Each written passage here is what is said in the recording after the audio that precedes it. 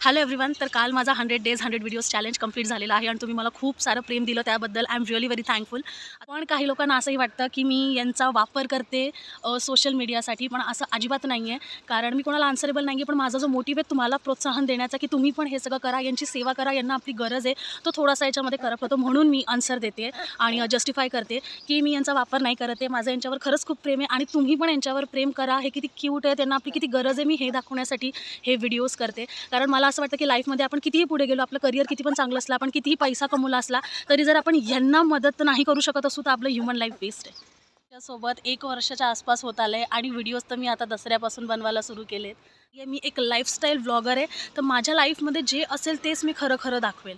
तर लोकांच्या भाषेमध्ये मी हेच म्हणेल की रिकामे धंदे करत राहा, जीवाची सेवा करत राहा. कारण मी नेहमीच म्हणते की पशुसेवा हीच पशुपतीनाथची सेवा आहे. हर हर महादेव.